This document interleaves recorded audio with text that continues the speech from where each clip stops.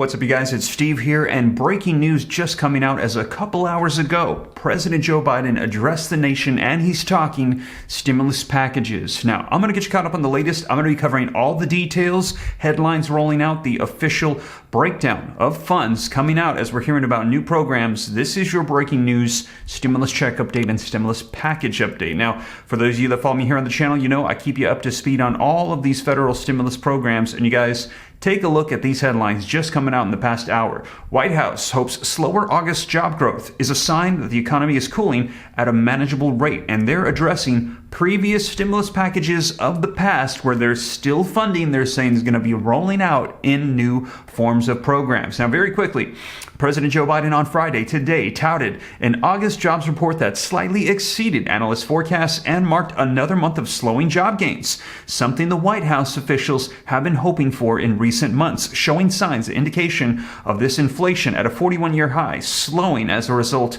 of some of the things that they've been doing to try to slow things down. Now, you guys, you're going to be seeing the actual video footage of what he just had to say. I'm going to share it with you here in just a second, but they're going to be referencing the American Rescue Plan, the last stimulus package that passed over a year ago, and we're hearing there's tons of excess funds still available. Now, let's talk stimulus funds and stimulus checks. So, if you go to the Committee for a Responsible Federal Budget that tracks the spending of everything that was provided for the pandemic, you can see that legislative actions out of roughly $6 trillion that was allocated, about $5.3 trillion has gone out, meaning roughly $700 billion with a B is still at the disposal of the government to use to help out people. And a lot of this was for direct assistance. Now, here's a breakdown, as you can see, of the excess funds.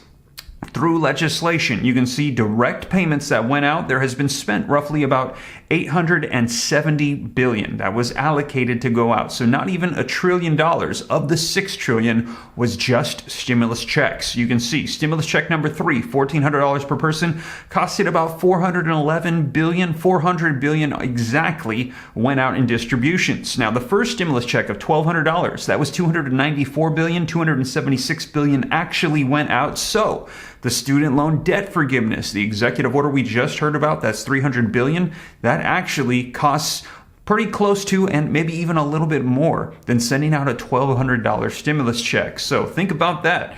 Instead of doing student loan debt, they could send out a $1,200 check to everybody in the nation. Let me know your thoughts. And you guys, you can see that the second stimulus check of $600 that went out, that was $164 billion in spending. $141 billion was distributed out. So that is the tracker of the funds that are going out. And as you see, $700 billion, that's still significantly more than a lot of the checks that we've already sent out. We could pretty much send out $2,000, even as much as $3,000 to everybody in the nation with all of the excess funds still available. And this came from the American Rescue Plan. They are now tapping into excess funds left over, you guys. Now take a look. This is from the official White House website. You can see the American Rescue Plan. Now, this plan was set up to send out more vaccines, provide additional health care, help people with SNAP benefits, buying food, child tax credits, rent assistance, people that lost their jobs, federal unemployment benefits, get rescue payments if you need help, or stimulus checks.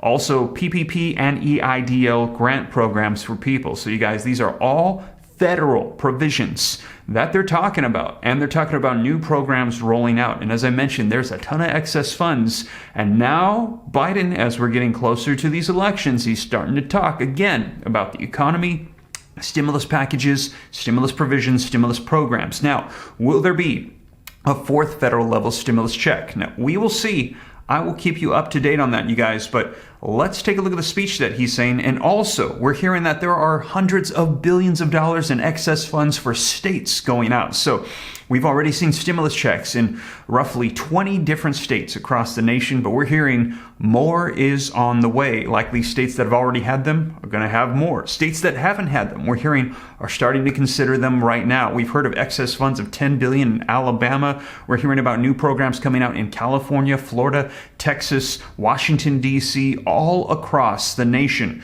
There are excess funds that are starting to roll out, new programs, new checks. Now, I'll keep you up to date. And you guys, today I'm going to be testing out the website. We're probably going to be launching it here very soon. Stay tuned. If you haven't added your email yet to www.reliefroadmap.com, you're probably going to want to do so right away pretty soon. That website, that email list is going to be shifting to the actual site. You're going to be able to access every single stimulus check in the nation on every level, states, cities, and counties, from the ease of your phone, from your tablet, from your desktop. I'm going to have everything all set up so you can access the websites, all the resources, phone numbers, offices. You're going to be able to see the programs, their eligibility, the duration, all in one easy place. You won't have to spend hours and hours searching, trying to hunt things down like I have the past couple months. I've made it very user-friendly to use. Spent so much time, a lot of sleepless nights. I've had to hire people and consultants and throw money into creating this, but somebody had to do something, because it's just absolutely ridiculous that there's all this money that's supposed to go out to help people, and our government has failed us, and we're hearing people are missing out all the time, because this is not even just available. It's only available for limited amounts of time, so people have got to get access while they can. So that's going to be out here very soon, you guys. Keep an eye out for that. Might be today, might be tomorrow, might be Monday. I know it's a holiday, maybe Tuesday, but I'll keep you up to date on that. But with that being said, you guys, let's go ahead and dive into the video footage so you can hear it directly from the president himself, is what he had to say just a couple hours ago about stimulus and the jobs. Now, before we dive in, do me a quick favor. If you appreciate the updates, don't forget, smash the like button for me. Helps out the channel a ton. Thank you so much. Also, leave your comments. Share this out. If this is your first time here and you want to stay up to date, it's totally free. Why not come join the Ram fam? All you got to do is hit the subscribe button, turn on the notification bell. Any specific questions for me, shoot them to me in the DM on Instagram at SteveRam3. Consider joining my second channel, Steve Ram Finance, to learn about growing wealth and personal finance. And with that being said, let's take a look at President Joe Biden. I'm going to share with you just a small clip, the introduction of this hour-long speech, and then also the ending where he almost made it the entire speech without talking about what he did yesterday with MAGA and Trump. But at the end, you'll see it comes back up and he gets a little fired up, you guys. So stick around. Let's go ahead and take a look. About today's jobs report that was just been issued. We received more good news. In August, the economy created 315,000 new jobs. The great American jobs machine continues its comeback. America workers are back to work, earning more, manufacturing more, building an economy from the bottom up and the middle out. But with today's news, we have now created nearly 10 million new jobs since I took office. Nearly 10 million jobs, the fastest growth in all of American history. In August, we also saw that the share of Americans who are working on our economy went up. Economists call that labor force participation rate. Working age women are now, for the first time, back at work at rates not seen since before the pandemic. Wages are up. Unemployment remains near a 50-year low. And yesterday, we got data that showed that manufacturing orders were up, but cost increases in supply chain items were beginning to ease. The week before that, we got data showing the price increase may be beginning to ease as well.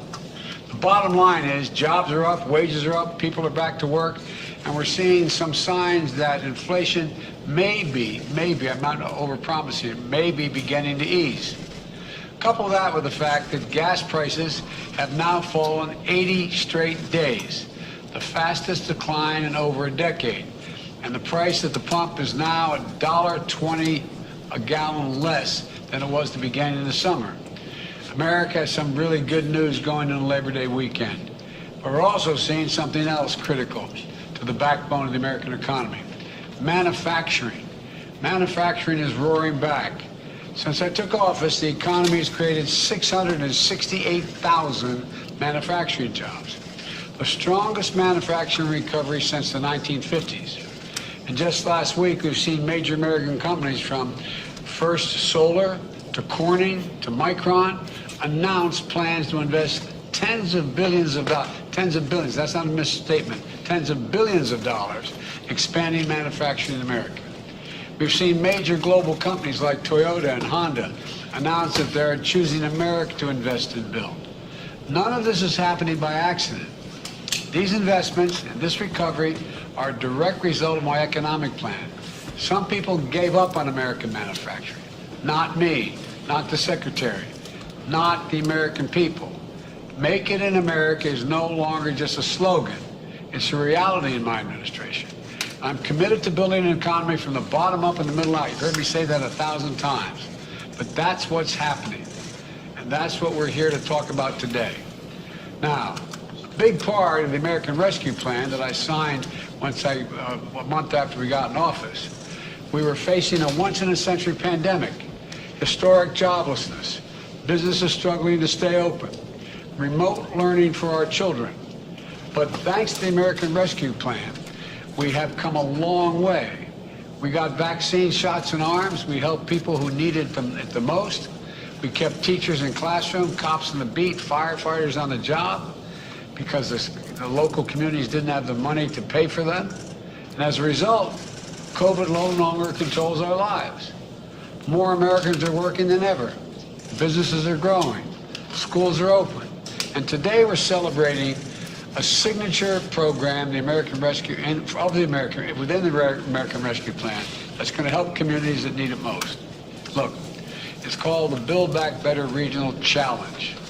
It's centered around a vision that as our economy recovers and modernizes, as science and technologies accelerate and change the nature of how we manufacture, we want workers and small businesses leading this transition, making sure they're a part of it, not just being shunned aside. Instead of fearing that the transition is going to leave them behind, we're going to help them get retrained and many other things. And think of the 55-year-old small businessman who's been making a single screw, this is literally true, for a combustible engine for cars for decades. He and his workers are worried. Why? Because we're moving to high-tech electric vehicles. We're going to help them and their businesses with training and new technology to help them make parts for electric vehicles and lead the transition to a clean energy economy so they're not left behind. This is about investing in them, believing in them, helping them transition to a new world. They can do these jobs, just like they did the ones they had before. This is about jobs in their communities, for them, not having to leave or not having to go on unemployment. As new enterprises are created in the communities, they shouldn't have to leave. They should be the ones to be able to fill in for those jobs. So we designed this program by thinking about people and places in a really important way. And I know you got all of you up on the screen here, 21 different communities. This American Rescue Plan program invests $1 billion, a total of $3 billion, but $1 billion to create jobs and opportunity for people in places where they live and where they've worked their entire career so they don't have to leave. I know when folks hear such big numbers, they don't think it's for them. But this is for them. Is for them. Over 500 coalitions applied for these grants. Hey, Mr. President, do you consider all Trump supporters to be a threat to the country? No, everyone, Come on, look, guys. You keep trying to make that case. I don't consider any Trump supporters a threat. I do think anyone who calls for the use of violence, fails to condemn violence when it's used, refuses to acknowledge that an election has been won, insists upon changing the way in which the rules you count votes. That is a threat to democracy. Democracy. Everything we stand for rests on the platform of democracy. When people voted for Donald Trump and support him now, they weren't voting for attacking the Capitol. They weren't voting for overruling the election. They were voting for a philosophy he put forward. So I am not talking about anything other than it is inappropriate, and it's not only happening here, but other parts of the world, where there's a failure to recognize and condemn violence whenever it's used for political purposes, failure to condemn the attempt to manipulate electoral outcomes, failure to acknowledge when elections were won or lost.